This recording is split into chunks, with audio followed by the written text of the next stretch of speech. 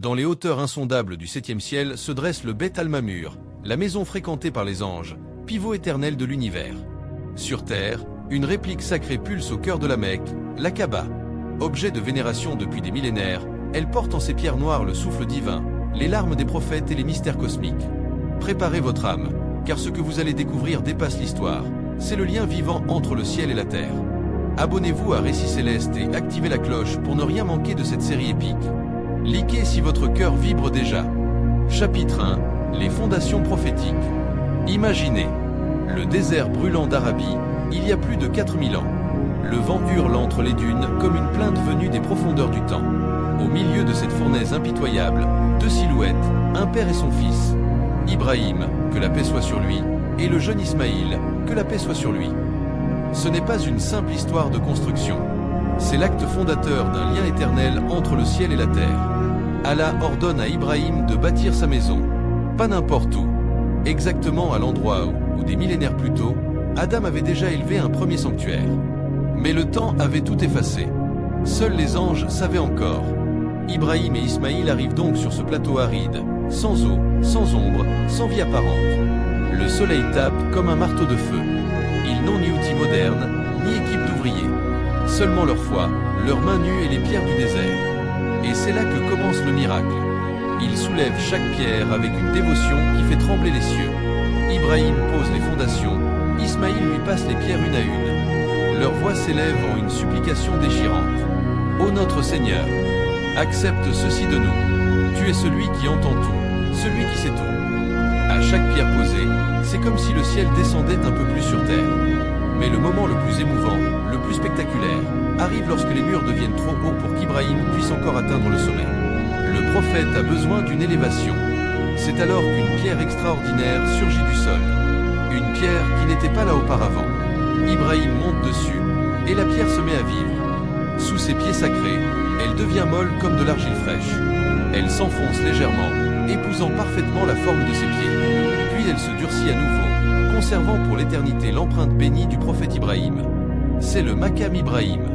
Aujourd'hui encore, des millions de pèlerins viennent poser leur regard sur cette pierre qui a pleuré de joie sous les pieds d'un ami d'Allah. Une pierre qui a accepté de devenir un témoin éternel. Pendant que le Père et le Fils construisent, les anges observent depuis le Beth Al-Mamur. Chaque geste est en parfaite harmonie avec la maison céleste. Chaque pierre posée ici fait vibrer la maison là-haut. Le lien est vivant. Lorsque la Kaaba est enfin achevée, Ibrahim et Ismaïl lèvent les mains vers le ciel, les larmes coulant sur leurs visages brûlés par le soleil. Ils prient pour que cette maison devienne un refuge pour l'humanité entière, un lieu où les cœurs brisés trouvent la paix, où les âmes perdues retrouvent leur chemin. Et Allah exauce leurs prières.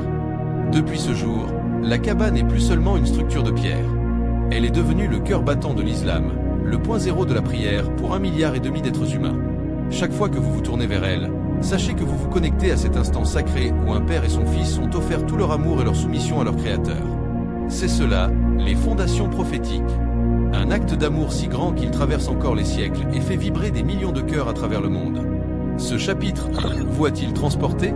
Si votre cœur a vibré, abonnez-vous immédiatement à Récits Célestes et activez la cloche sonnette pour recevoir chaque nouvelle révélation céleste. Likez cette vidéo si vous voulez que ces récits continuent à illuminer votre âme. Chapitre 2. Les mystères de l'alignement. Le vent du désert s'est tu. La Kaaba se dresse maintenant, silencieuse, imposante, comme si la terre elle-même retenait son souffle. Mais ce n'est pas une simple bâtisse posée au hasard sur le sable. Non. Chaque angle, chaque mur, chaque pierre a été placée avec une précision cosmique qui défie l'entendement humain. Approchez et laissez votre âme voyager au-delà des apparences. La Kaaba possède 4 coins, 4 piliers sacrés, orientés avec une exactitude stupéfiante vers les 4 points cardinaux, le nord, le sud, l'est et l'ouest. Pas approximativement. Avec une géométrie qui fait frissonner les astronomes modernes encore aujourd'hui. Imaginez, au moment de sa reconstruction par Ibrahim et Ismaïl, il n'existait ni compas, ni GPS, ni satellite. Seulement la guidance divine. Pourtant, ces 4 angles pointent vers les directions fondamentales du monde créées par Allah avec une précision qui semble impossible pour l'époque. Chaque coin porte un nom chargé de mystère. Le coin noir, où se trouve la pierre noire, le coin de Syrie, le coin de l'Irak, le coin du Yémen. Ces 4 directions ne sont pas anodines. Elles représentent les 4 vents, les 4 saisons, les 4 éléments fondamentaux de la création. comme si la Kaaba était le centre d'une immense croix cosmique posée sur la Terre. Mais ce qui est encore plus fascinant, c'est son alignement avec les cycles astronomiques. Les anciens savants musulmans ont découvert que les murs de la Kaaba s'alignent parfaitement avec le lever du soleil aux équinoxes et avec certaines étoiles majeures qui guidaient les caravanes dans le désert. La Kaaba semble être un calendrier vivant, un observatoire céleste monumental. Lorsque le soleil se lève le jour de l'équinoxe de printemps, ses rayons embrassent l'un des angles d'une lumière dorée particulière, comme une caresse divine. Au solstice, l'ombre projetée dessine des angles parfaits qui ont inspiré des générations d'astronomes musulmans. C'est comme si la maison d'Allah murmurait aux étoiles « Je suis synchronisé avec vous ». Les savants comme Al-Biruni et Ibn al-Haytham ont passé des nuits entières à étudier ces alignements. Ils ont compris que la Kaaba n'est pas seulement un lieu de prière. Elle est un reflet terrestre du Beit al-Mamur. Sa position exacte sur la Terre a été choisie pour créer une harmonie parfaite entre le macrocosme céleste et le microcosme humain. Chaque année, lors du Hajj, des millions de personnes tournent autour d'elle dans le Tawaf. Ce mouvement circulaire n'est pas arbitraire. Il reproduit le mouvement des planètes autour du Soleil, des étoiles autour du centre de la galaxie et des anges autour du Beit al-Mamur au 7e ciel. Tout dans l'univers gravite. Et tout gravite autour d'un centre unique. Lorsque vous contemplez la Kaaba, même en photo, ressentez-vous cette force invisible? Cette attraction qui dépasse la simple pierre? C'est parce que votre âme reconnaît instinctivement ce centre cosmique. Votre cœur sait que là où se trouve la Kaaba, là se trouve l'axe du monde visible et invisible. Les mystères de l'alignement nous rappellent une vérité profonde. Rien dans la création d'Allah n'est laissé au hasard. Chaque degré, chaque centimètre, chaque orientation porte une sagesse infinie. La Kaaba nous enseigne l'ordre divin, l'harmonie parfaite, la soumission belle et sereine à la volonté qui a tout organisé avec une précision inimaginable. Et pendant que des millions de cœurs battent à l'unisson autour d'elle, là-haut, dans le 7e ciel, les anges accomplissent le même mouvement autour de la maison originelle. Le même rythme, la même dévotion, le même amour. C'est cela, les mystères de l'alignement. Une architecture qui ne parle pas seulement à nos yeux, mais qui fait vibrer les cordes les plus profondes de notre être. Ce chapitre 2 a-t-il fait vibrer quelque chose en vous? Si ces mystères célestes vous touchent, abonnez-vous dès maintenant à Récits Célestes et activez la clochonnette pour ne manquer aucun épisode de cette série extraordinaire. Chapitre 3, la pierre noire, Al-Hajar al-Aswad. Fermez les yeux un instant. Imaginez une pierre qui n'appartient pas à cette terre. Une pierre venue directement du paradis. Blanche comme le lait, plus brillante que le soleil levant, pure, scintillante, presque vivante. Cette pierre, c'est Al-Hajar al-Aswad, la pierre noire, le joyau le plus sacré de l'univers après le trône d'Allah. Selon les récits authentiques, cette pierre fut envoyée du ciel à Adam, que la paix soit sur lui, après sa descente sur terre, comme un signe de miséricorde divine. Elle brillait d'une lumière si intense qu'elle illuminait les environs comme une lanterne céleste. Les anges eux-mêmes l'ont descendue avec révérence.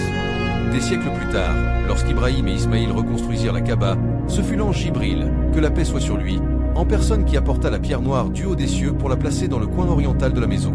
Lorsque Jibril la posa, la pierre était encore d'un blanc éclatant, si pure qu'elle reflétait les visages des prophètes comme un miroir céleste. Ibrahim la fixa de ses mains bénies, scellant ainsi un pacte éternel entre le ciel et la terre. Mais avec le temps, quelque chose d'extraordinaire et de profondément émouvant s'est produit. La pierre noire a commencé à noircir, pas à cause de la poussière ou du temps, mais à cause des péchés des fils d'Adam. Chaque mensonge, chaque trahison, chaque cœur endurci a laissé une trace invisible sur sa surface. Elle absorbe les fautes de l'humanité tout en restant sacrée. Les savants disent qu'elle était blanche comme le lait et qu'elle deviendra blanche à nouveau le jour du jugement, témoignant pour ceux qui l'ont touchée avec foi sincère.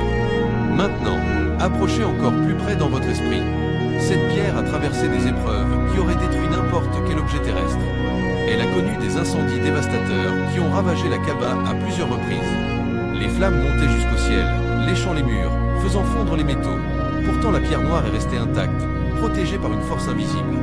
Elle a survécu à des inondations cataclysmiques qui ont submergé la Mecque, emportant tout sur leur passage. L'eau furieuse s'est retirée, mais la pierre noire était toujours là, fidèle à son emplacement. Le chapitre le plus douloureux de son histoire reste le vol commis par les Karmates en l'an 930. Ces sectaires impies ont arraché la pierre noire de la Kaaba et l'ont emportée à Bahreïn pendant plus de 20 ans. Pendant 20 longues années, le monde musulman a pleuré comme un enfant privé de sa mère. La Kaaba semblait amputée. Les cœurs étaient brisés. Et pourtant, miracle, lorsque la pierre noire fut enfin rendue, elle fut replacée exactement à sa position d'origine. Aucun dommage, aucune fissure, comme si le temps n'avait eu aucune emprise sur elle.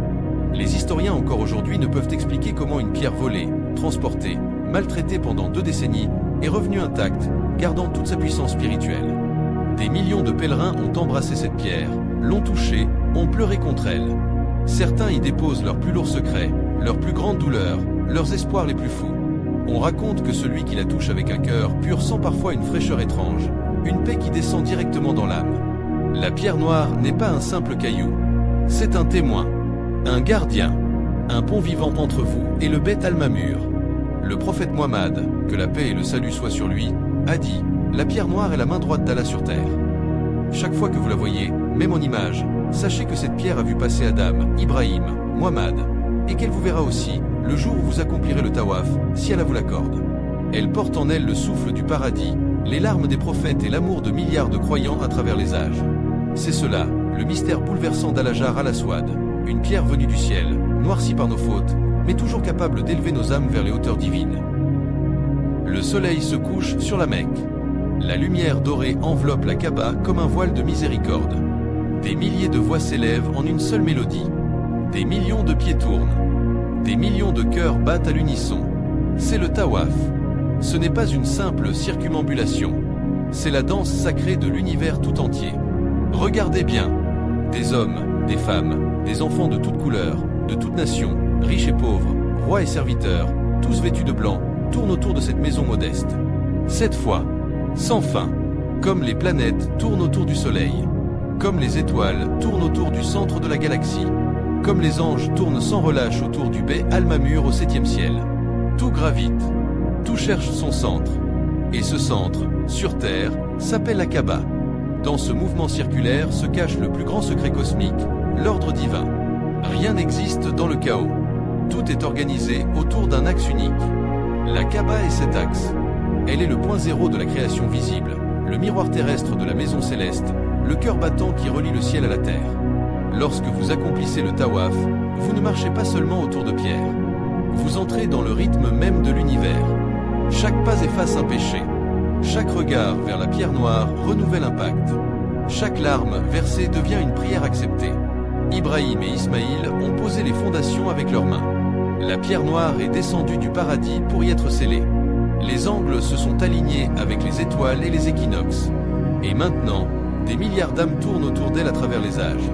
C'est cela, l'ancrage éternel. Même quand la Kaaba semble silencieuse, elle parle. Elle murmure à chaque cœur. Je suis là. Je suis fixe. Je suis le point immobile autour duquel tout tourne. Reviens vers moi, et tu retrouveras ton centre. Dans un monde où tout change, où tout s'effondre, où tout est éphémère, la Kaaba reste. Immuable. Solide. Éternelle. Elle est la promesse vivante qu'Allah a ancré une vérité absolue sur cette terre pour que les âmes ne se perdent jamais complètement. Chaque tawaf est une réaffirmation de la soumission. Chaque regard vers elle est un retour à l'origine. Chaque battement de cœur autour d'elle nous rapproche du Beth al-Mamur, là où les anges prient depuis la création du monde. Et un jour, si Allah le veut, vous y serez. Vous sentirez la fraîcheur étrange de la pierre noire sous votre paume. Vous pleurerez contre ces murs. Vous tournerez dans cette marée humaine blanche en murmurant son nom. Et à cet instant précis, le ciel et la terre se rejoindront en vous. La Kaaba n'est pas seulement un monument. Elle est un appel. Elle est un amour. Elle est un retour à la maison. Que ce récit céleste ait allumé en vous une flamme qui ne s'éteindra jamais. Que chaque fois que vous regarderez vers la Mecque, vous ressentiez cette connexion vivante qui traverse le temps, l'espace et les dimensions. La Kaaba reste. Et elle vous attend.